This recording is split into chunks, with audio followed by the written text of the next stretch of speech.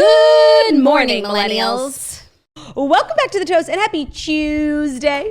Speaking of the one I love to choose, it's Jacqueline Follet. Hello, Jacqueline. How are you today? Hi, Turtaloo. That's actually so nice because if you listen to yesterday's episode and then go right into today's episode, we kind of leave off on a fight. And then to know that today I'm the one that you choose, not that you really have a choice, but let's just go with it. It's beautiful. It's giving sisters. It's giving sisterly things. That clip from our little fight yesterday had me seriously in tears. Do you feel this call? Isn't it so crazy that we are sisters? Because we're so many things to each other, right? We are business partners. I would say that we're kind of best friends. Yeah. But we also are family. Yeah, it is crazy to think about. And I'm sure there is one person out there right now, at least one, who did not know that we were sisters until this very moment. Claudia and I are sisters, same mom, same dad. By blood. 100% sisters. And it's very wonderful. What percent? 100%. What percent? 100%. No. 100%. And there might be one person out there listening that doesn't know I released 2 amazing songs, both sort of anthems of this brand and this show. One is called Toast and one is called 100%. You can stream them wherever you stream your music and just add to my billions of downloads, you know? And there might be one person out there listening who doesn't know that I wrote a children's book last year. And I've actually been having a renaissance with The Camper and the Counselor because before it came out, I read it to Harry 10 times a day. It was his favorite book. And then all things with kids, we moved on, but it's coming back into the fold. I read it yesterday, start to finish. It's so, so good. And if you're looking for a children's book for your little one that rhymes, that has a really good message, great pictures, The Camper and the Counselor by Jax.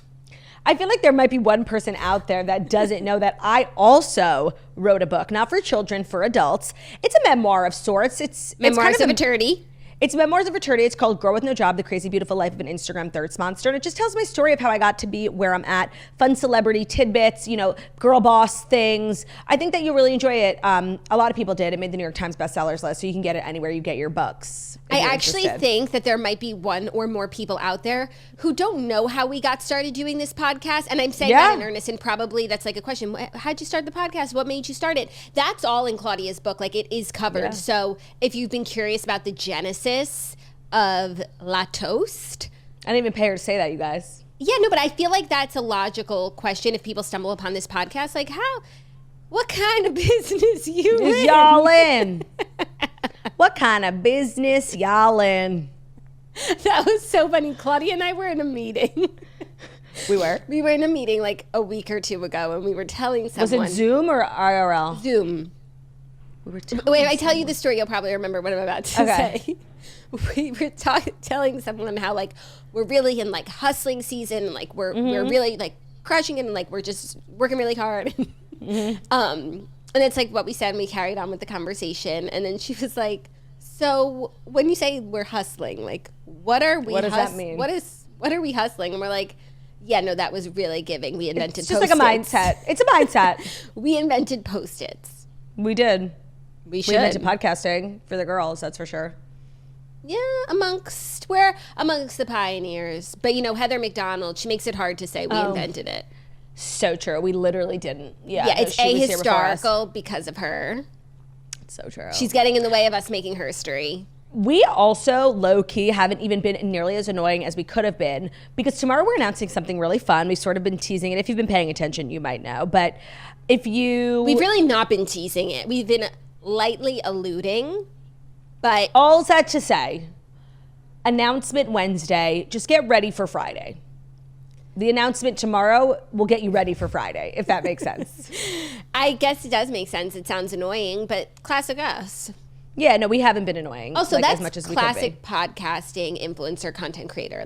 Get ready for Wednesday because something's coming on Friday that you'll be able to do next week. The pre-Fast 5 banter this morning thus far has been extremely self-promotional. Just taking note of the content. I understand that. I feel like it had a comedic flair, so it wasn't all bad. It had a comedic flair for sure. And I feel like there might be one person out there that doesn't know that we run a Patreon. I mean, where you get more content. We beat you guys over the head with it, so like I don't know how you wouldn't, but yes, there might be one person. Where you get more content from your girls. That's all I'll say.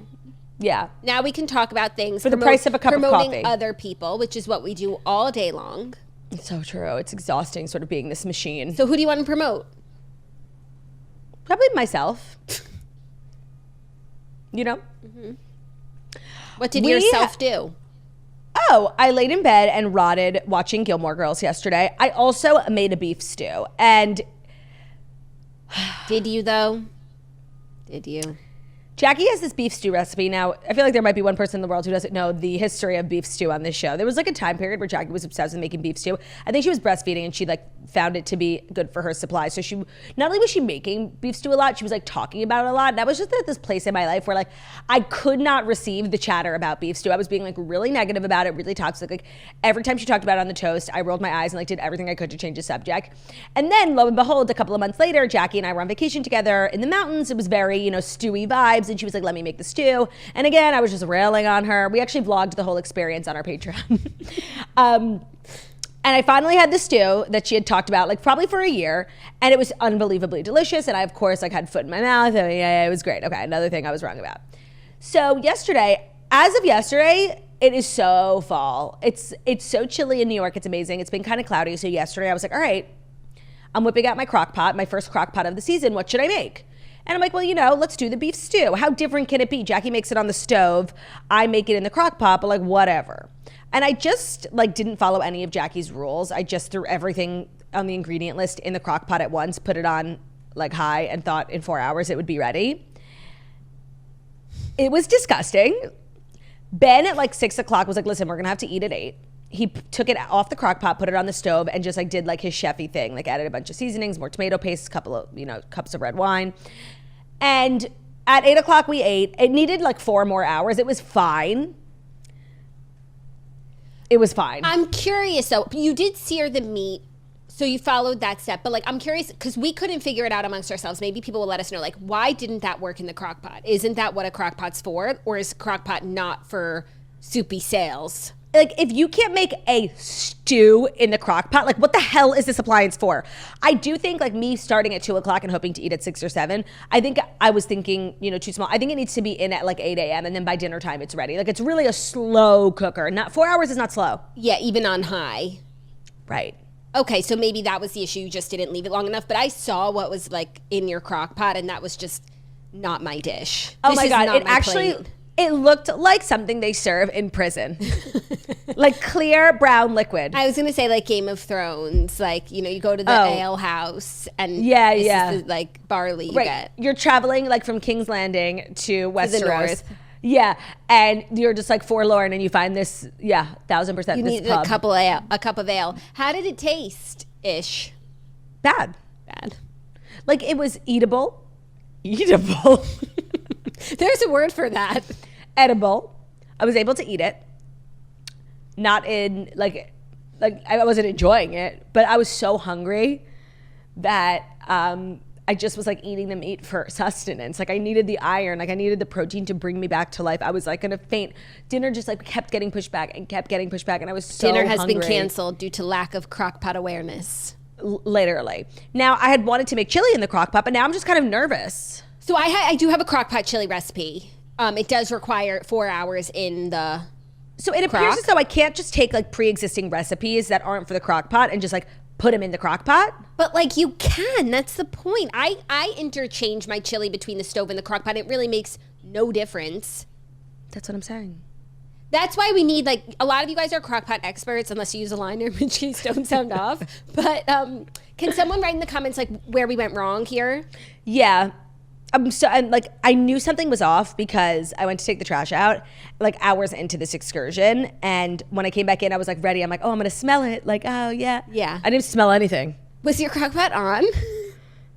Honestly, yes, it was. Because I saw the condensation on the lid and the buttons were lighting up and it said power. Like it was on. It said power. It said power. You need to get a book of crock pot recipes.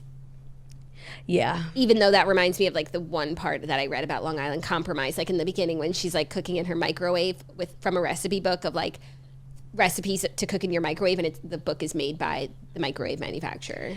Oh, so I think you texted me that you were going to give Long Island Compromise another go. So here's what. I have to start the Redheads book. So Long Island Compromise is being shelved. When I finish the Redheads book, like there's a chance I'll pick LIC back up just because I've made headway. But what I'm realizing is like this is my worst year for reading since before I learned how to read, which was in 2019. I thank God for the Redheads because it makes me read a book a month. I would have read seriously 3 books this year max.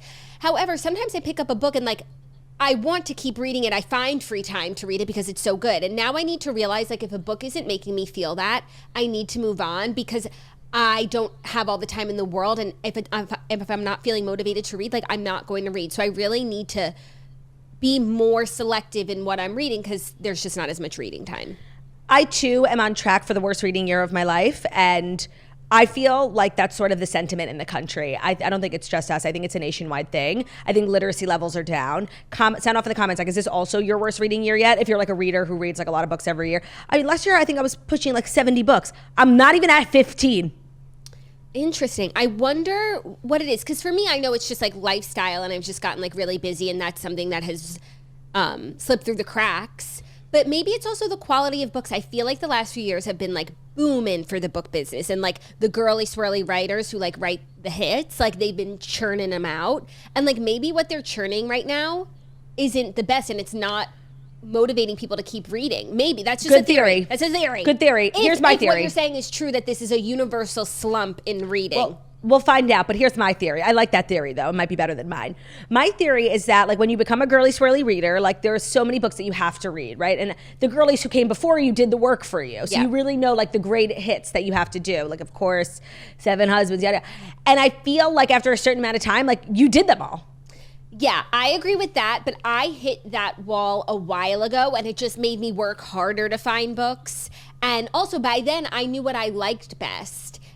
So I was able to like go down like historical fiction rabbit hole and like this is where I leave you. Like now choose your path. You want to read more smut, you want to read more historical fiction, nonfiction. But that definitely is true. And that is something that every girly swirly reader like has to overcome at some point. Like I've read the hits. Where do I go from here? Right. And then you kind of read like the tier 2 4-star hits. The tier 2 4-star hits, yeah.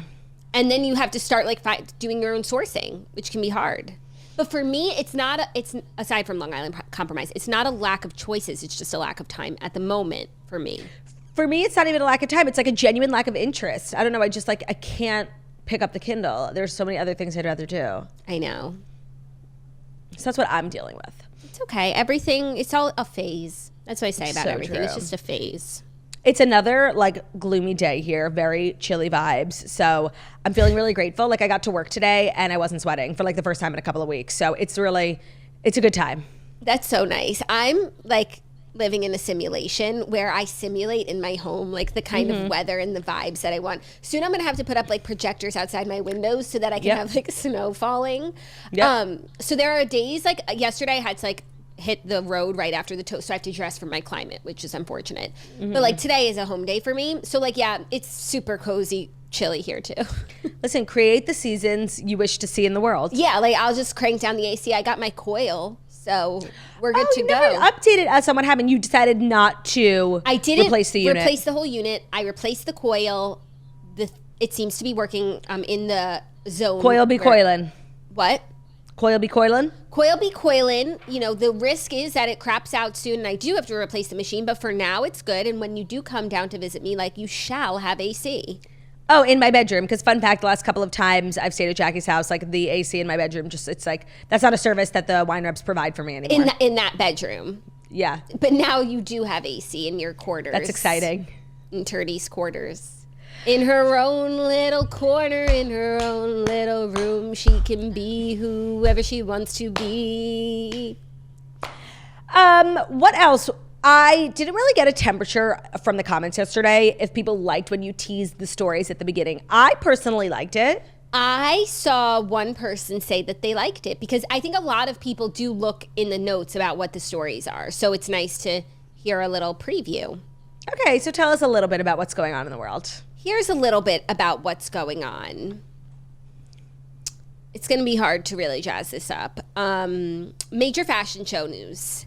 major sports theories and news. Sports theories and news? Sports theories and news. Okay. I'll leave you at that. You're going to have to keep listening to find out. Stay tuned for more. Casting news, parenting, celeb parenting news, and a little music news. Okay, vague. I don't even know one story that you're referring to, so That's good. Now exciting. you want to keep listening. What is she talking about? Do a little dance, make a little love, get down tonight. Well, I Never guess gonna give you up. never gonna give you down. Exactly. I guess now we could get into the stories that are incredibly vague. Yet, I guess. Do you not Have you want seen to? the conspiracy theory on the interwebs that John Mulaney got a chin implant? I saw the theory. However, what Yeah. about it is conspiracy? Right. Because, when I saw him live perform in the Hamptons, I don't know if I mentioned that I saw him live at the Hamptons this summer. I thought, I'm like, damn, he had a glow up. Like, he grew his hair out and he looked like really strong. And I actually could not put my finger on exactly what it was that looked different about him. And this conspiracy theory that started on Twitter, one, eagle-eyed viewer pointed out, that was exactly what it was. Like, I couldn't figure out the difference, but it was the very square-like shaped jawline. Now, there's a little bit of, debate over whether it's filler in the jaw or an actual chin implant, but I'm glad we're talking about this. Yeah. It definitely looks like a new chin. And it looks really good. Like, normalize getting a new chin. I did it. You didn't do it. We did a different. He wanted a bigger chin. I wanted a smaller chin, so I got liposuction in my neck. But yeah, not even a nevertheless, new chin. we both didn't like our chins. Yeah, but like what he did, like a chin implant, like puts your little thing to shame. Yeah, no, mine was just like a little outpatient needle in my neck. Not a big deal. Classic. It's just another Wednesday. Yeah, just contributing to the toxic beauty standard for women.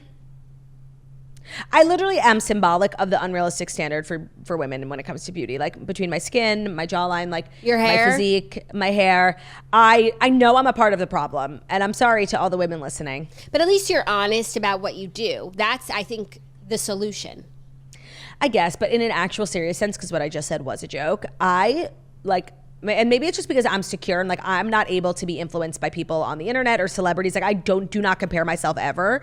I do not feel that like female celebrities are required to share their cosmetic procedures. Like, if you want to share, cool. I definitely find that interesting. But I don't feel like, well, you have to tell us what you've done. You don't. Like, you can keep that to yourself. Yeah, I mean, if it's effective, like, we'll see. Right? Yeah, and if you like look at a woman, like let's say Kim Kardashian, and you're like, why don't I look like that? And you're not able to like critically think that like she probably had work done on her face and body, like you probably should stay off the internet, because it's important to have that sort of literacy. I really believe that. And I don't think it's incumbent on other people to share with us like what they did. Yeah. But I know I'm unique in that. I don't know if you're unique in that. It just is not the prevailing sentiment, but it's like, what does everyone actually think? Right. It's important that we protect our peace on the internet and like think critically and think for ourselves, Yeah, that's a good lesson, period. Yeah. Like Liv stop Schmidt. comparing. Yeah, perfect example from Liv Schmidt, yeah. Any updates on Liv Schmidt-gate?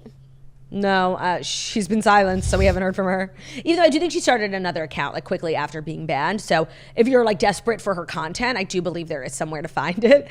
But it's not taken off. Got it. Okay. I think she's like waiting. She appealed the ban, the judicial system. The TikTok judicial system. Now that's justice. Big time. Big Justice and AJ. Big Justice. I feel like Big Justice and AJ are like really having a moment of like global virality. When I feel like when I met them, yes, on Patreon, I did a Costco shopping haul and I ran into Big Justice and AJ. Like, that is a big deal.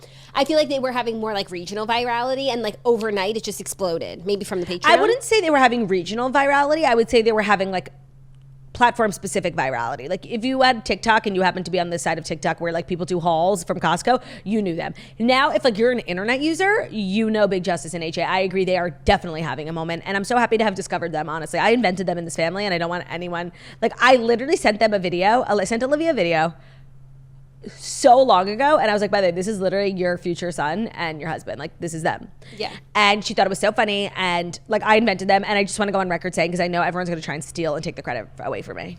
No, not me. You won't hear a peep from me, because I didn't really know them till the day that I met them, and it was a wonderful day. And if I had a quarter for every time someone in my house said we bring the boom, like I seriously could buy a whole Costco. It is insane. Yesterday, I was helping Ben. He's filming an ad, and it was for food. And I literally was like, you are Big Justice right now. Like, you're being so Big Justice. And Big Justice is a dad, right? Yeah, and AJ's the son. And then they have like ancillary characters, like people they collab with. Do you know the Rizzler? I thought the Rizzler was a snack. The Rizzler is not a snack. The Rizzler is a human being, a little kid who is so funny. I think he's from New York, so they like travel to each other a lot, and they like film podcasts and lives. The Rizzler is like 3 feet tall. He is so funny. The Rizzler. I thought it was like the chicken bake, the Rizzler. No, the double chunk chocolate cookie. That's the Big Justice loves the double chunk chocolate cookie from Costco. That's his thing. And then AJ loves the chicken bake. Right. Okay. And the Rizzler is a human being. Okay, cool. I got to keep up. I really do think they exploded since they released their song. I think that was really the tipping point. I want to say, kind of like I don't know when you released Toast. Literally, not to like bring it full circle, but for sure. I don't know who's managing them. Like I actually think they manage themselves. Like they're super organic but every like step they take in their career is brilliant, beyond brilliant. Like releasing a song, genius. The song itself, Oscar, Grammy.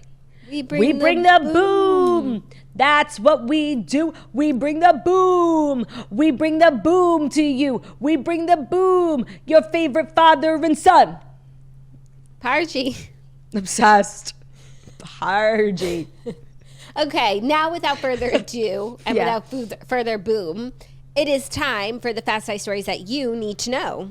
And the Fast 5 stories that you need to know are brought to you by Smart Mouth, the only mouthwash scientifically proven to eliminate and prevent bad breath for 24 hours with just 2 rinses a day. Smart Mouth prevents bad breath 12 times longer than the leading brand. Their unique dual chamber bottles keeps their 2 powerful solutions separate until you're ready to rinse. When you pour the 2 solutions into the cup, you're activating the Smart Zinc technology. The zinc ion activation is the key to eliminating and preventing sulfur gas, which is bad breath, and the secret to all-day fresh breath. Smart Mouth was developed by a dentist, so it can be trusted. And I just want to say I'm a very breath conscious person. Like other people's breath, I can't. My own breath, like I live in constant fear that people are thinking I have bad breath. So taking the necessary steps and precautions to preventing bad breath is so important. And I love Smart Mouth. I love the science behind Smart Mouth. I love that I can give it to my husband and know that it's effective. My husband eats like a lot of really fragrant foods, so it's important that we stay on top of it. He calls me like the breath police. Like I'm so breath conscious, not even just for other people, myself as well. So I love Smart Mouth. Don't miss out on 24-hour fresh breath. And by the way, 24-hour fresh breath, like that is, because I think sometimes you'll like do a mouthwash or like chew a piece of gum and it helps for actually 45 seconds. So I love the concept of 24-hour fresh breath. Don't miss out. You can find Smart Mouth at CVS, Walgreens, or Walmart, or you can visit smartmouth.com/toast to snag a special discount on your next Smart Mouth purchase. That's www.smartmouth.com/toast. Your mouth will thank you. Today's episode is also brought to you by Skims.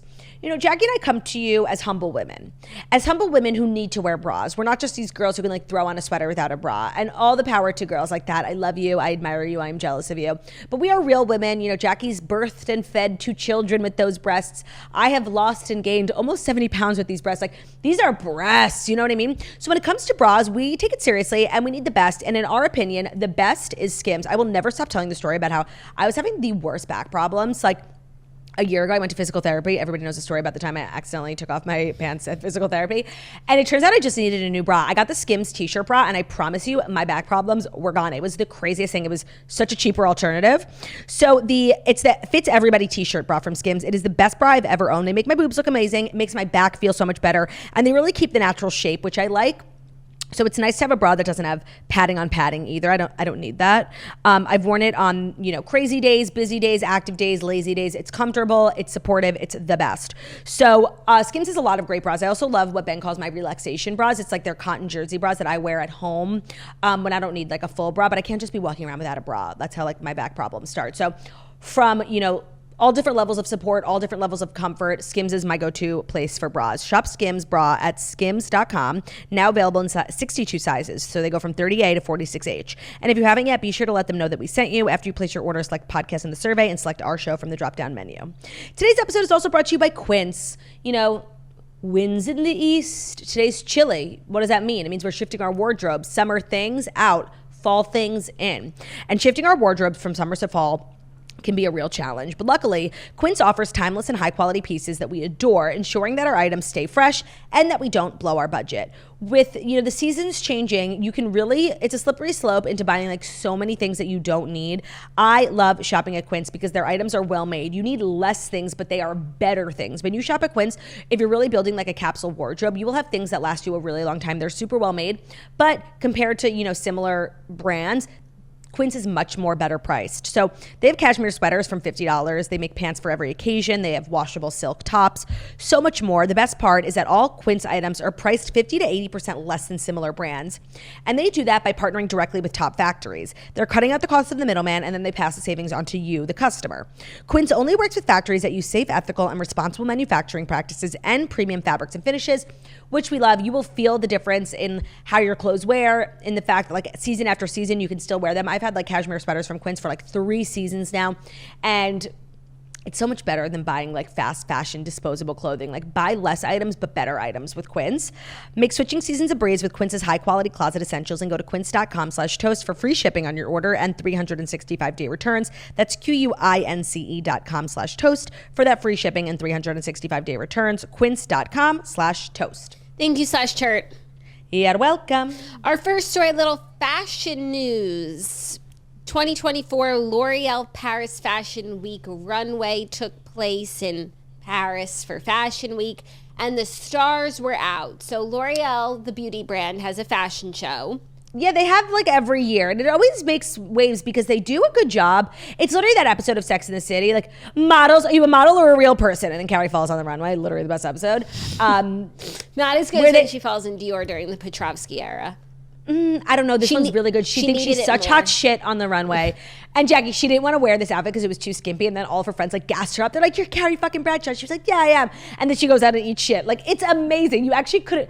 The fact that Michael Patrick King, whatever his name was, like hated Carrie so much is so evident in the show. And in episodes like that, you really can't ignore it. I love it.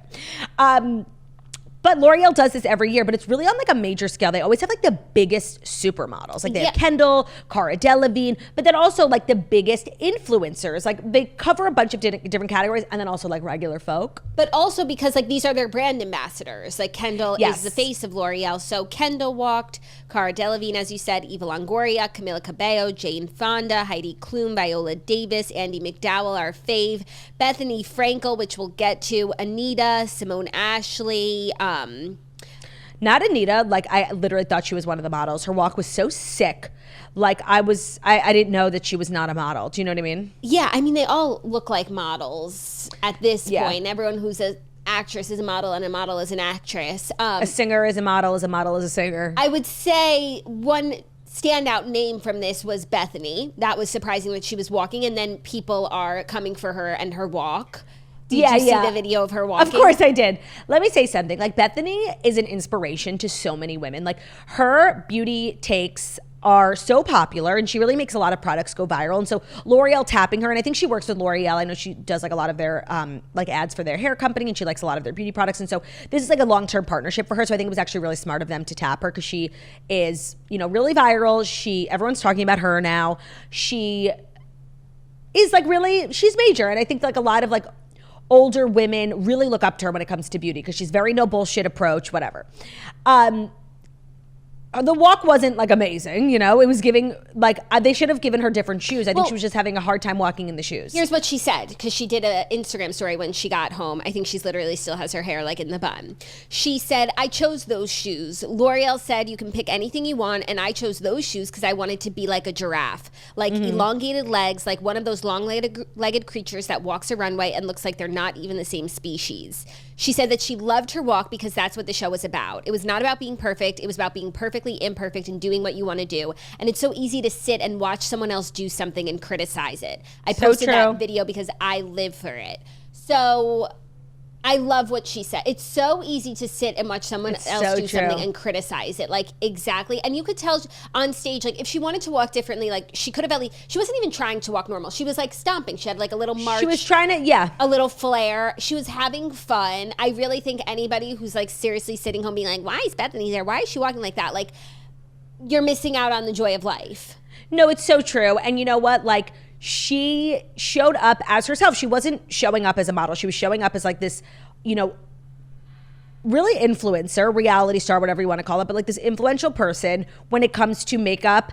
And she just showed up completely as herself, and she was so proud of her walk, and like that's literally all that matters. I agree. Like, I think her response is amazing, and it's very true. Like, you know, everyone sits at home like picking their belly buttons, commenting on what other people look like and whatever, and it's like, please. And what other people do, and it's like, well, you don't do anything. So yeah, it's easy for you to sit there and say like and poke fun at like the brave person. It's the man in the arena, Turdy. It's so true. And of course, like the comparisons to Ramona were like, I think a lot of people's first instinct, because like Housewives on the Runway is its own category of pop culture history. It's true. Bethany Frankel is the woman in the arena. I want to pull up that quote because we need our yearly reminder. Don't you think? It's such a good quote. It's such a good quote, Teddy Roosevelt. The man in the arena. It is not the critic who counts, not the man who points out how the strong man stumbles or where the doer of deeds could have done them better. The credit belongs to the man who is actually in the arena, whose face is marred by dust and sweat and blood, who strives valiantly, who errs, who comes short again and again, because there is no effort without error and shortcoming. But who does actually strive to do the deeds, who knows great enthusiasms, the great devotions, who spends himself in a worthy cause, who at the best knows in the end the triumph of high achievement, and who at the worst, if he fails, at least fails while daring greatly, so that his place shall never be with those cold and timid souls who neither know victory nor defeat. The middle lost me a little bit. It's like a little long, but yes. Back at the end by coming for the poor timid trolls. No, it's very true. And if you watch a video, like at the end of the day, Bethany looks like she's having so much fun. I think she's like so proud of herself, and that's what comes through. So I love the response. I actually loved this event, oddly. I agree. Like, what are they showing off in a fashion? I don't know. But it always ends up being like a big viral moment for L'Oreal. They always get really premium talent, either, you know, people who work with them long term, like Kendall is like the new face of like global L'Oreal, or just influencers. I think last year, like a lot of the favorite makeup girlies walked. That girl, her name is not Kendall. She looks like Kendall. What is her name? Whatever. Is her name Kendall? Whatever. They do a really good job of like surveying the beauty landscape. And Bethany, like right now, she's having a moment, and they leaned into that, and she had fun, and that's all that matters. Yeah, and the picture where like she's not walking, like she just like looks so fantastic, and the shoes look great. Yeah, the shoes look great. So that was fun. Like, I want to talk about Kendall for a moment, if we may, because Kendall has with gone the blonde hair. Yes, and I saw this theory that Liz Woods posted on her Instagram that really has stuck inside my head, that said celebrities go blonde when they've just had work done. And then they go blonde because like you're like, oh, they look different because they're blonde. And then eventually by the time they go back, you were just like, oh, they're back, and you don't really notice the work. Is that a good theory? That's a very good theory. It is. I happen to really like Kendall's blonde hair right now. And maybe that's what she wanted me to think. But it's not like Kendall is someone who never plays with her hair. I remember she had like that red phase. So it really could be either. I just like it as a theory in general. And I also think that it's a good strategy if you are trying to obfuscate your work. You know, it's so true. It's like, hey, look at me, but don't. No, hey, look at me. Yeah, I look different because I changed my hair.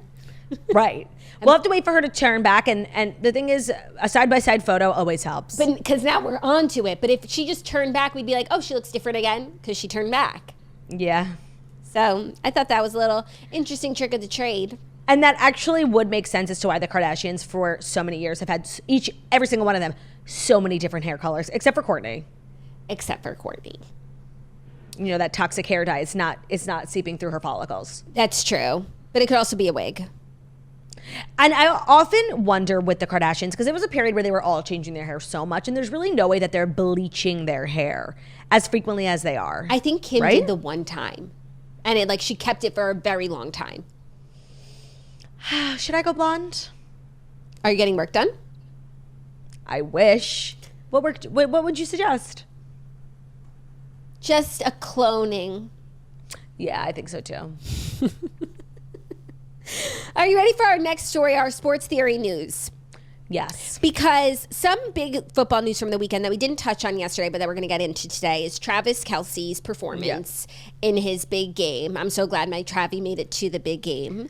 I'm so glad my Travi made it to the big game. One step closer to Kelce being my last name.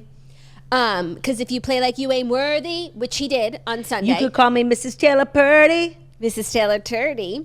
He did play like he wasn't worthy on Sunday. And there's a lot of rumors swirling about Travis Kelce right now. Oh my God, like the man can't have a bad day. Like there has to be theories around it. This is his first bad game, seriously, since we've all started watching, which is now like 2 seasons. But also apparently this season he's had a slow start. Now the analysts are chirping, and here's the analysts are analyzing. Analysts going to analyze. Some are telling him to retire amid his career worst stats. Some are saying that he partied too hard in the offseason with Taylor. You know, he went to the U.S. Open, had a honeydew, and that's why he's like not fit to play. But then also like on Sunday, I think Patrick was like not passing as much to Travi. So people thought there was beef. I think he like had his feelings hurt a little bit, but I think maybe honestly like Tia and Tamara, maybe it's like Trump versus Kamala, Taylor and Brittany. By the way, I'm glad you brought that up because you need to explain what we found out like right after we wrapped, which was that Tamara.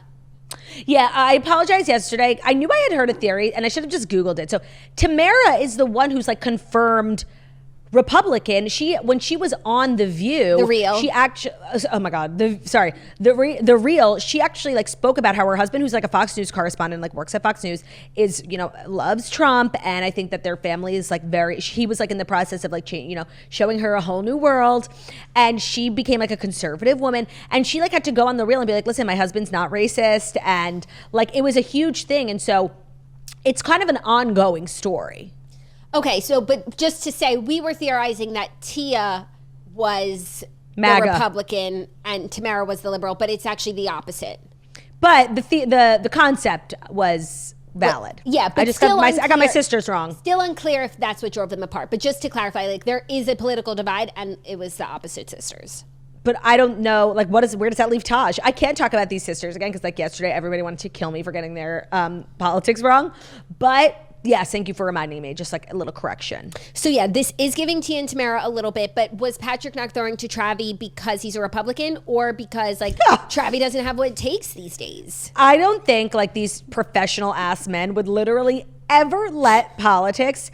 And Patrick has been asked about politics a lot, like very directly in press conferences, and he refuses to engage. He's like, that's literally not my job. I don't believe in telling people who to vote for. Like, do your research and find the best candidate for you. So yeah, I actually don't know if Travis like really is like, you know, has his head fully invested like in the election. Like I think that was a joke. That was a joke that I just said, by the way, because that's not what I was thinking. I think really the more story here is like, is Travis at the end of his career? And I know like 2 bad games doesn't mean you have to like leave now, but there was a lot of. I also think a part of this and I think is like, was crying. Was Travis crying? He had like a Fabissina Punham when the camera cut to him because he like missed a really big catch. So he's like sitting there like, you know, yelling at himself. We've all been there, you know. Yeah. He's experiencing like self-doubt. You see it all happening across his face, like 1,000 different emotions. He's like obviously embarrassed because like everyone's watching. But another element is that the Kansas City Chiefs, like we've said many times, like they're on their way to building this dynasty and they're investing in other good players too. So it's so much so not that Patrick isn't throwing it to Travis, is that Patrick has more options now when it comes to players to throw to. So that means less catches for Travis. Statistically, that's what it means. And then like the 2 times he threw to him, like he dropped the ball. And it's like, yikes, we don't really have time for you to be like kind of fucking shit up. So why don't you just sit this one out? Yeah. It's just like, it was a little awkward. I want to say, I am really grateful that like the football community, you know, people who were fans before last year aren't just being like, look, Taylor's ruining, because I just knew like the second that Travis like started fucking up, people would be like, he's spending too much time with Taylor, he's not focused.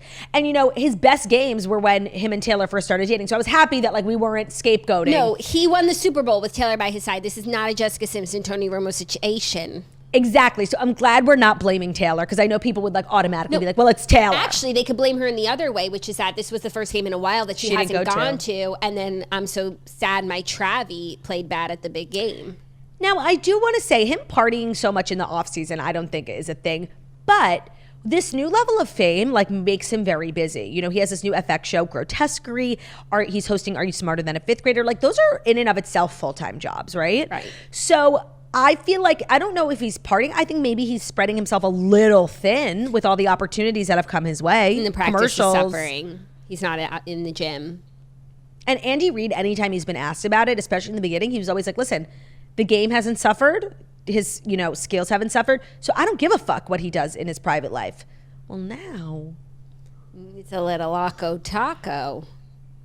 I wonder what changed. But I do think like it's not fair to make these grand assumptions like off of a game. Yeah, but the analysts are saying, I think we might have like missed the last few games, like not picked up on the fact that he wasn't playing his best. And then because he was crying on Sunday and Taylor wasn't there, like it's become clear. Now, I'm not saying that means he has to retire tomorrow, but is this the writing on the wall, so to speak? And how old is he? That's, Jackie, what I was looking at. 34. And That's Jason young. is how old? 36? 36, yeah. That's like and kinda he young to retire. retired. He just retired. Yeah. So Travi like should have 2 more years. That sounds right. Did you see the picture of Jason Kelce in a bathing suit that's sort of taken the internet by storm? No, where was he in a bathing suit? At the beach. Somebody just like took a picture with him and he's wearing this little bathing suit. And you just see his body, I think, for the first time. I think this was a lot of people's first time seeing his body.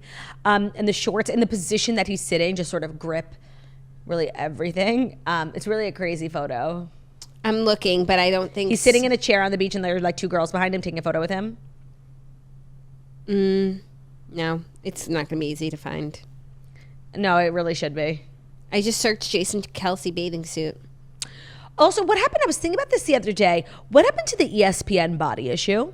Do you remember that? I loved that. Even before I was like into sports, I thought it was like so beautiful how they paid such respect to both men and women who like devote their whole physical being to their sport. And then they like take these really tasteful, not nude, because like they cover like vaginas and boobs, but they're nude otherwise. These really beautiful portraits of like the biggest athletes in all different sports. Yeah. I thought it was so beautiful. I had forgotten about it until just now. Yeah. Final issue was in 2019. Why? Because like we're objectifying, but we weren't. I always thought it was so tasteful. Why don't you keep digging? Why was it final? Why did ESPN stop doing? Consumer habits are evolving rapidly, and this requires ESPN to evolve as well, the network said in a statement. The only change here is that we are moving away from printing it on paper and sending it in the mail. That's not an answer. That was a bad call. That was a bad call. Yeah. Maybe they'll bring it back, like the Victoria's Secret fashion show. Yeah, I remember this. Really made news. Vince Wilfork, who doesn't have the typical, what you would think an athlete's body is supposed to look like. I'm on my way. No, they really covered everyone. Like it was beautiful. I loved it. Oh, a lot of these images are hidden when you like search them on Google. Oh yeah, and then of course I remember was that Amari Stoudemire? Yeah, who was totally naked and put his hand in front of his penis, and people were like, "How can you cover your whole penis?" Like it was just the kind of the fingertips, and people were like, "Wow, does Amari Stoudemire have a small penis?" Maybe that's why they got rid of it, because people were being disgusting, myself included. Still are. I just want to say, like, my contribution as a sports podcaster, bring back the ESPN body issue. I liked it. And bring forward Keeping Up with Sports. No, I'm actually glad. I know one of your favorite, like your Roman Empire is the fact that Caitlyn Jenner and Lamar Odom announced a podcast with the worst title ever called Keeping Up with Sports, where they were going to like do sports for the girlies, and they never released an episode. And I know that is your Roman Empire, but let me just say, like, I'm so glad they never did. I still feel like it's forthcoming. It's been a year. I think it's in production. We've got to get them on the toast to find out. So that I can just like move on. If it's not happening. So you can sleep. If it's not happening, like I can grieve. Right. And if it is happening, I can just sit tight. Of course. Are you ready for our next story? What number? 3.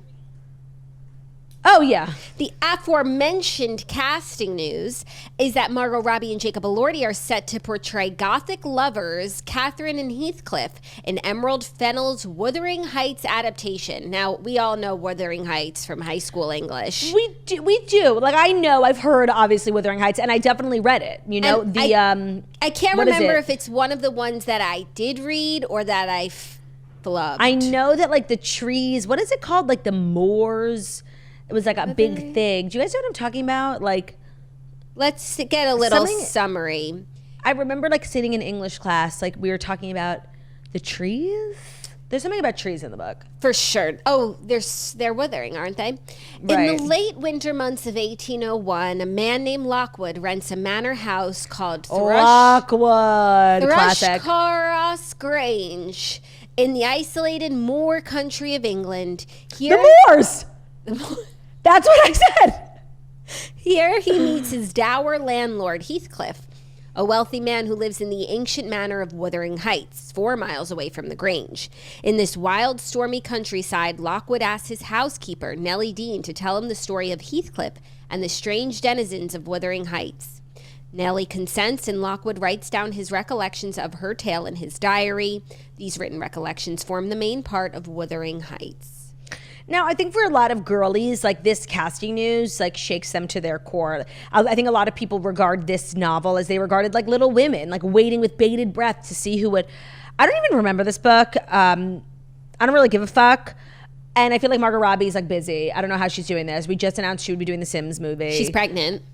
Get you a girl who could do both, you know, the Sims movie and Wuthering Heights. Talk about range. Yeah.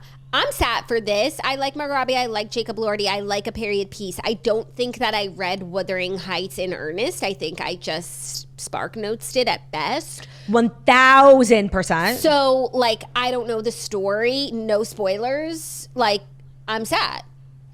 I mean, I think we're all in agreement that when it came to like high school reading material, none of us ever read any of the books except for The Curious Case of the Dog in the Middle of the Night, right? Like that was a universal experience. So that was your one book that you read that stuck with you. The one book that I read that stuck with me, and I feel like I chose No, Jackie, it's not the one book that I read that stuck with me. It was the one book that I read, period. And so it has stuck with you because you read it. And the one that I chose, and I actually think I made a good choice in what I chose to read, the one book was... Spit it out. The Portrait of Dorian Gray. Classic. Fabulous book. Fab. Yeah, that's like a classic. It is. I mean, like that's a classic why it was novel. chosen. Yeah, it's like why if they wanted us to really like learn to read, they should have had us reading Tessa Bailey and Colleen Hoover. Like, let's be real. Well, they knew you were reading that like at home, but I wasn't. Well, you were probably reading. We were reading like Gossip Girl and The A-List, so we were we were doing our reading for fun at home. Yeah, Massey Block and the Crew. And that's why I couldn't be bothered to read Wuthering Heights or Jane Eyre, which I did. I did read Jane Eyre 2 years ago to sort of catch up. Mm-hmm. I didn't miss anything, by the way. And like none of us read The Catcher in the Rye, right? And we certainly did not actually read Fahrenheit 451. Certainly not. Did not read The Sun Also Rises. Can't remember if I read Great Gatsby or just saw the movie enough to know the story, but I do feel filled on my Great Gatsby cup. Yeah, I know I didn't read Great Gatsby, and like the way I couldn't fucking hear about like the meaning of the cover with the green light and like the green like, light. If we had one more fucking conversation about that light, and I was thinking, I was like, this is probably a new cover. You know, like when he wrote it, like that probably wasn't even like the cover he wanted. No, but in the book, like the green light is such a symbol. Like what is the green light? And Tobey Maguire is like staring at the green light. I just feel like everyone was kind of focused on that and they were missing other stuff because they were like the dead man in the pool. Right, because they were so focused on that. Oh my God, like literally English was one of my least favorite classes. So much material, like and so much conversation spent on like what do we think the author meant by like this one word. Like maybe he just like was tired and used that word. Maybe it's like not that deep. No, and I also feel like if an author like wants us to know their meaning and it, like just say it with your whole chest. I know we spent all this time like interpreting what we thought they meant as if they didn't just write out like he meant what he said because he said it. That's you like, know, there's not like it's not the Bible. Paradise Lost. I don't know what that is. I think it's a poem. Something dreadful. Literature is dreadful. Sorry. It really is. Unfortunately. Yeah. However, this is a great way to get us into some old classics. Right. Teaching the youth Wuthering Heights ex Jacob Elordi. I wonder if they're going to like wokeify it up, you know? Like, does Heathcliff have blue hair? Does Heathcliff have blue hair? Is Lockwood, you know... Queer. By the way, I bet like in actually the real book, Lockwood was queer. Like, that's not them changing anything, you know? Totally. Love that. Yeah, we'll see. We shall see. But Yeah. I'm open, is all I'm going to say. Yeah. I actually was just having this conversation about the word queer with some queer people. Like, do they identify with that word? And no, like... No? I'm like, no, like... being gay and being, I feel like queer, like to describe yourself as queer versus being gay, like you're being intentional, right? And I think queer signals like a lot of like other things besides just like your sexual preference. I think it's more of like a lifestyle too. Like a vibe. Yeah, and like, you know, yeah, a vibe. That's a perfect way And to like describe that. it. Yeah. Yeah, I can't, it's just like, you know, I'm queer versus like I'm gay. Yeah, gay is like pretty straightforward. Like, you know Like, what I'm it gay. means. Yeah. Yeah. I like men. I'm a man But- who likes man. But, or a woman who likes women. Like, I think if you're saying queer, like, yes, my sexual orientation is this, but I also like This and that and this and that. deodorant is optional sort of vibes, you know? Amongst other things. Yes, I do understand. I didn't realize that there was such a discrepancy. There is, I'm pretty sure. So like if our queer contingencies could sound off in the comments, like, do you, like, are you gay or are you queer? Because I know they technically mean the same thing, but I think there's a lot of social context to one and the other. I understand what you're saying. And I'm I'm just letting you know, I'm letting you know what as an ally, I'm letting you know what the gay community is like saying. I appreciate that. I just learned that. So when I just said Lockwood is clear, like Queer. that's kosher? Yeah, because we were talking about like woke. I think queer is much more woke than gay. I understand what you're saying, and I could see that, and I could feel that. You feel it. Yeah, it's like a feeling. It's a feeling. But sometimes when you're like talking about like, you know, gay culture, like it's fun to say queer, you know? I think Yeah. queer is a fun word to say, but it has a deeper meaning. But it's also an umbrella term. So Yes, you're yes. covering a lot. Like when I say Lockwood is queer, like it could mean a lot of things. And that's could. why I said it, because there's a lot of potential for Lockwood. Yeah, but I'm saying like in the book, Lockwood probably was gay, you know? You don't think he was queer? No, I think he was gay. I don't think queerness existed back then. That's what I'm saying. Queerness is like, I think, a new term, and it's like a new culture. In the way that it exists now, but I think what No, but like back in the day, people were gay. For what it they were used like to talking be. about it, Yeah. but they weren't queer. You know what I mean? I understand what you're saying, but they were still queer. Just the meaning has changed. And the meaning that we mean today, that's not what was happening back Oh, you're then. talking like Merriam-Webster definition wise. Yes, it's been yeah. in Merriam-Webster for a long ass time. I'm talking about like vibes. I understand. My brain is starting to break from this. Like it's it's a lot to wrap my head around. You'll get there. No, like I just feel like we're talking like too in the weeds. Yeah, and we're not even queer. Like, what the hell do we know? We gotta like zoom back out. Yeah, Big Bang. Big bang, big queer. Are you ready for the fourth and fifth story that are brought to you by State Farm? Yes, I am. So this episode of The Toast is supported by State Farm. When you get a new car or a new home, the first thing you might find yourself saying is literally what? But really the words you should be thinking or singing are like a good neighbor, State Farm is there. So State Farm is there with the coverage that you need for your car, your home, even boats, motorcycles, RVs, and other things that matter to you. With a State Farm agent, you know someone is there to help you choose the coverage that you need. With so many coverage options, it feels good knowing you can find what fits for you. And when you need ways to get help, State Farm is giving you options there too. So maybe you're like me, a very fast-paced, bright lights, big city girl, and when you need to get something done, you want to get it done quick. You're using the State Farm award-winning app or website, like in a very technology swirly type of way. That's how I'm getting help from State Farm and contacting my agent. Perhaps you live like Jax, a much slower existence, you know, really desperately seeking that human connection. And you want to talk to your State Farm agent in real life or on the phone, very 90s of you. You can do that too. That's what we love about State Farm.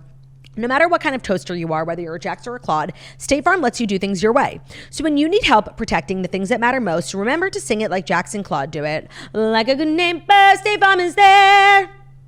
Like a good neighbor, State Farm is there.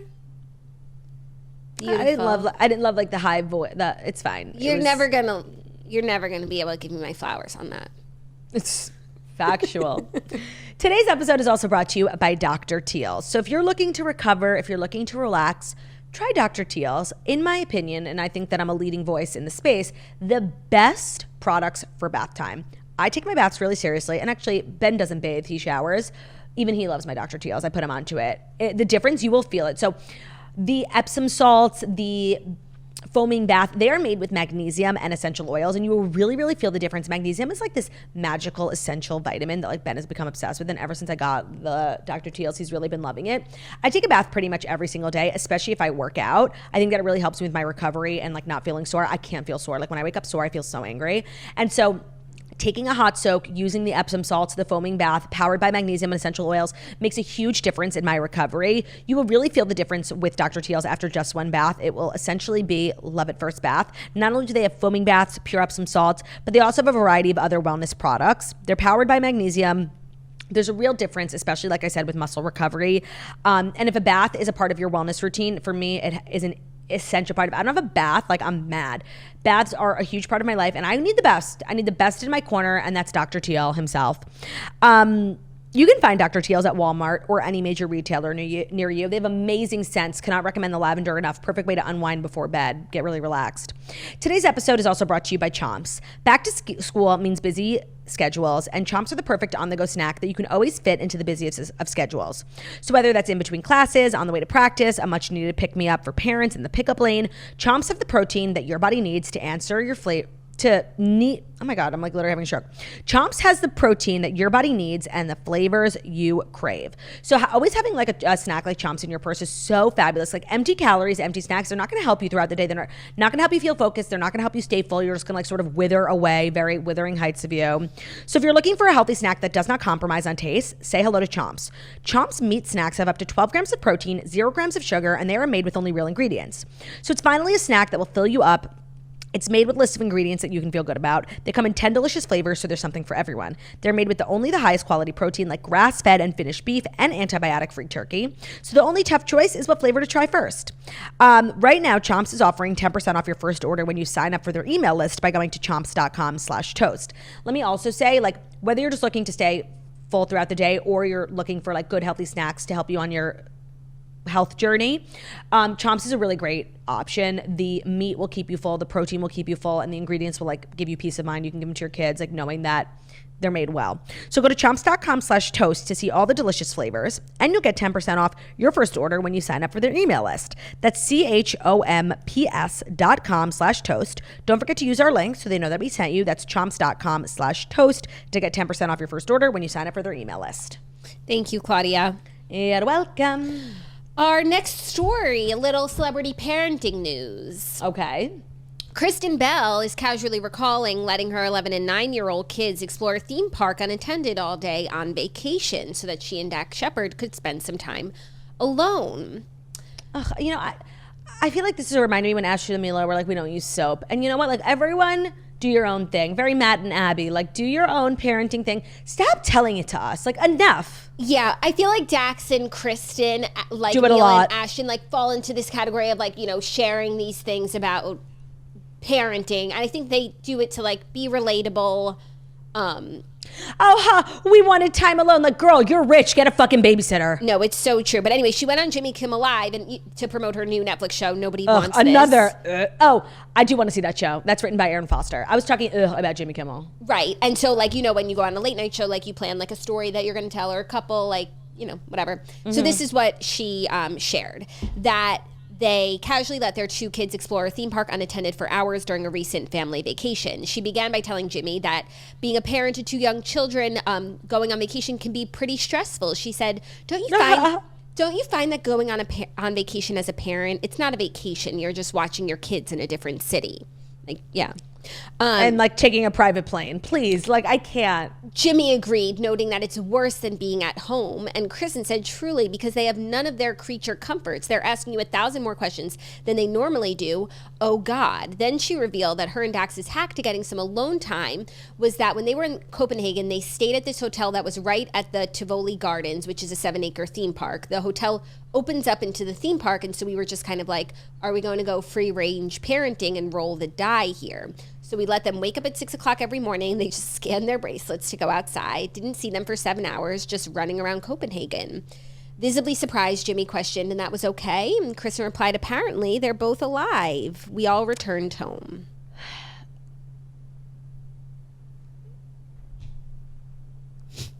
Your podcast isn't broken. We're just speechless.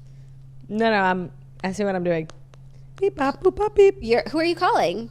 Child Protective Services. Like, that's fucking crazy in a foreign country, letting your 9 and 11-year-olds. And the thing is, like, I'm never, ever, ever, ever one to criticize someone's parenting. But, like, you telling this story is, like, you're opening yourself up for, like, you know, the parenting shamers to come in. And it's like, this is the same thing with Matt and Abby, right? Like, everybody does their own, like, you cut corners. Not everyone's perfect, of course. Shut up about it. And, like, I'm sorry, there's really no excuse. Like, oh, we're tired. We want to be alone. Girl, you are literally I wonder who's richer, you or your husband. Like, I literally don't know. Like, hire a fucking babysitter. Yeah. No. Or they had one, and that's a part of the story that she's not sharing it. I actually think this share is crazier than Matt and Abby. Duh! And I'm not seeing any backlash for this. I'm just seeing it like it's just, you know, classic press, Dax and Kristen, like parenting news. Like, this is why people hate celebrities, like, in an attempt to be, like, relatable, which is just, it's insulting. Like, of course, even, you know, no matter how much money you have, like, being a parent is hard, right? But to even, like, try and compare what it's like for regular people, it's so insulting, and it really is, like, patronizing. Like, talk about something else. And this is why people hate celebrities, you know? Because not only are you sharing in this, like, really patronizing way, like, what you're doing is insane if true. Yeah. No, that's really insane. It's just, like, this is, to me, eye roll central. Yeah. Like, him and his huge podcast with his biggest Spotify deal, they didn't even say, he probably got like $100 million. Yeah. She's been in a million movies. They are collectively the face of, like, Maytag washing machines. She's in every fucking commercial on the planet. Like, stop. No, I actually think they are, like, one of the most successful couples in Hollywood, and they're pretty in a non-traditional way. And I think they, like, do stuff like this so people forget, like, how much money that they have, because I think they really profit and benefit from being seen as relatable. They also they have a baby care company that's great. Hello Bello. I have so much of their stuff. Like, oh my God, that's them? That sunblock that I was using? The sunblock that you were using, yeah, it's like diapers. It's all baby goods. Oh my God. Like, to me, this makes me sick. So they, like, really prosper from people seeing them as relatable parents. So, like, the idea, going on vacation with your kids, it's not a vacation. It's just doing your parenting in a different city. That is true, but, like, that's what makes it fun and different. Now, and I'm sorry, like, this is also, like, a bad story. Like, this is setting a bad example, because you should not do this. A foreign country where there's a language barrier, letting your kids go out by themselves, which she probably didn't. Like, I can't stress enough how, like, she probably had, like, an actual security guard tailing them the entire time, along with a nanny. Oh, right. They're also, like, famous children. Right. Someone might see this and, like, think that it's look, they're the beacon of parenting. They own a parenting company. Like, if they did it, I can do it. Like, this is actually bad. Yeah. Yeah, she said it was heaven. We just had coffee, we played spades, and then around 3 o'clock we'd be like, anybody see them? And then one of them would run up and need a Band-Aid. And okay, if it was like an amusement park where you can look out your balcony and, like, it's a confined space, there's only so much you can go. But this is a 7-acre amusement park open to the public. Mm-hmm. Not funny. I'm not laughing. Ha ha. It's not funny. It's not relatable. Like, it's stupid. And you're probably lying too. Yeah, maybe, perhaps. Like, you're telling me you have all the resources in the world and, like, you wouldn't hire just, like, someone to protect the thing you love most? Right. There's someone to just go out with them. Like, you don't want to wake up at 6 a.m. fine, but just, like, to tail them. Right. So what's worse? Like, they're lying to the American people. That's bad. Or you actually did this shit. I actually don't know which is worse. Oh my God, this story is, like, really bothering me. Yeah. Like, getting lit up. Yeah. I don't know. I just hate when, like, as somebody who loves, like, pop culture, like, I hate when celebrities, like, talk down and, like, really try to pretend, like, that we all have the same problems. Like, we don't. Or, like, use that against us. Like, use our love for this sort of thing as, like, that they could just feed us anything. Because, yeah, like, being a parent is super, super hard, but having money makes it easier. And I think anybody who says it doesn't is a liar. Like, having access to childcare makes it easier. Flying first class on an international flight or flying private, however they flew. Like, and then on top of that, you're a celebrity, so you just get special treatment, which makes your life easier traveling with 2 kids anyways. Like, you get to cut lines and things like that, like VIP treatment. So, please. Yeah. Please stop. I think you said it all, sister. Yeah. Are you ready for our 5th and final story? Oh, bidding is such sweet sorrow. Bidding What's farewell. that from, Heathcliff? That is Shakespeare. Who uttered those immortal words? Heathcliff? Shakespeare? Yeah. Hamlet? Bidding is such... No, wait. What did I say? Yeah, bidding is such sweet sorrow. Is that it? Doesn't sound right. Bidding what? What's bidding? Yeah. Like bidding adieu. Bidding. I bid you adieu. Claudia, let's Google it. Bidding is sweet sorrow. Nothing's even coming up in suggestions. Oh, did I just make this up? I like it. Maybe who uttered those immortal words? Turdspere. Okay. Parting is such sweet sorrow. From Romeo and Juliet. Oh, I actually read that one, by the way. Add that to the list. Like, that was a classic that everybody read. Yeah, I feel like growing up, it's like, Romeo and Juliet, like we're singing it in a love story. Like maybe I should just read it when the time comes. And I switched schools in the 8th grade, and in my new school in the 8th grade, we read Romeo and Juliet, and I had read it in my old school in 7th grade. Like, not me actually. Like, on the first day of school, I remember kids thinking I was like really smart, and I wasn't. But they were like, what are the names of the two families? And I was like, Montague and Capulet? I don't know what the fucking question was, but you know what I mean. Yeah. Oh my God, they were like, oh, look at this merit scholar. You set the bar too high. Yeah, and then like, the D's and then they probably the put you in C's. like the accelerated English class, and all of a sudden you're like at the bottom. And then I was like a part of this like scam that I just couldn't undo, this web of lies. Yeah. Damn. And it was reflected in my report card that year. You played yourself. Yeah. Well, our fifth and final story, Kesha is entering her independent era with the launch of her own record label called Kesha Records, and she's got a new album set for 2025. So Kesha has announced that she's entered a new independent era with the launch of Kesha Records, which will be distributed globally in partnership with ADA. The singer, who has long been signed to RCA and Kimosabi Records, is slated to release a new album in 2025 as part of the deal, which denotes her first distribution deal and the first time she's had ownership and creative control over her music. ADA will work hand in hand with Crush Music to oversee all marketing and promotion for her new album. That's great. I think that her relationship with Dr. Luke was really pushed on her by that label. Like, she really was like this woman with no power, and labels are so toxic. I have often thought that like Taylor's next move would be starting her own label, because she is this like machine, and she has everything she does. Like, she had to make a documentary. She didn't want to hire a production company. She made her own. Like, and I'm surprised that she hasn't done her own record label yet. And I feel like Kesha would literally be one of the first artists that she signed, because Taylor's been like so supportive of her. And then like all the artists that she like brings up with her, like Sabrina, Yeah. I feel like she should do it. I agree. I feel like it also sounds kind of nightmarish, because then like you become like the big record executive that you hate, and like at the end of the day you are working really hard for these artists, you're giving them a lot, so you take from them, and then you become that person. Right, but Taylor's like always like talking about how like record companies and the streaming services like are so what's the word I'm looking for? Backwards? Please help. No, when you take advantage of the artists. No, and exploitative.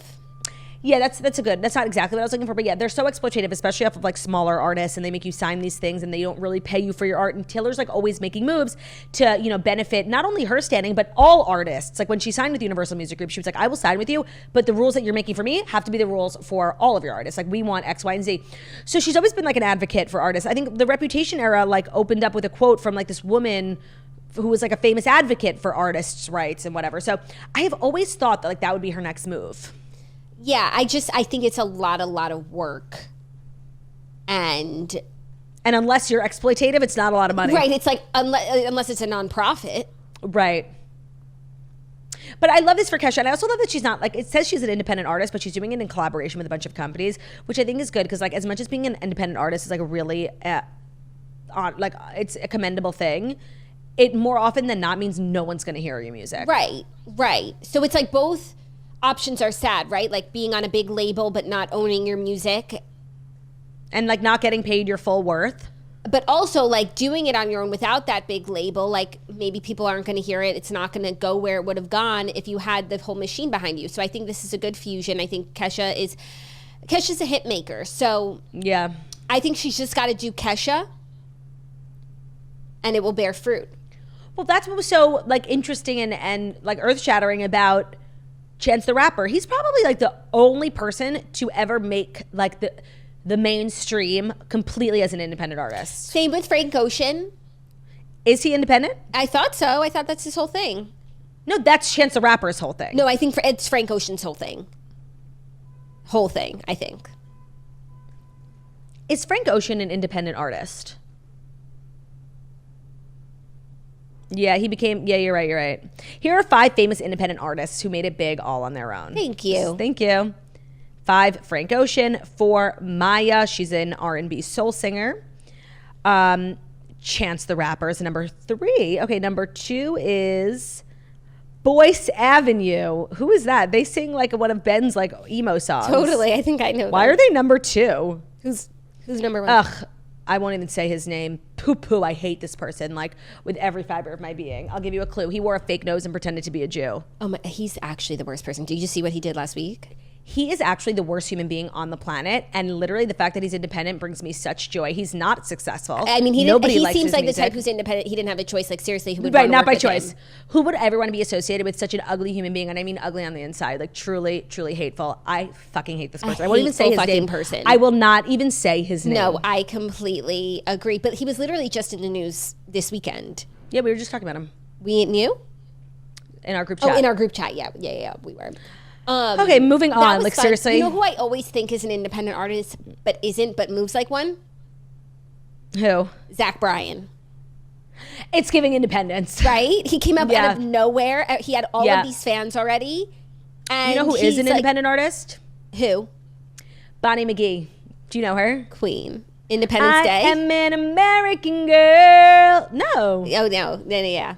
Hot-blooded and I'm ready to go. I actually follow her on TikTok. She's like, day in my life as an independent artist, like filming her own music videos, producing everything on her own coin, and like talking about, you know, the big hits that she's written as a, like, American Girl was when she was with a label, and obviously she wrote like so many of Katy Perry's biggest hits back in the day. She's really a queen. I fucking love her. Same. Are we independent artists?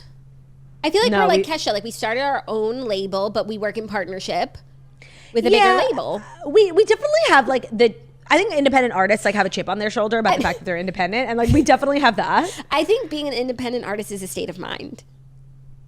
I actually would beg to differ. It's like literally not. I think we have that Jackie, independent artist spirit. 1,000%. Like, ain't no part of no big machine. We ain't no part of no big machine. Like, we can't be bought. I mean, not true. We absolutely could. The problem is, like, our price is so high. It's so true. Like, we have like a high self-worth. That's what it is. Priceless, baby.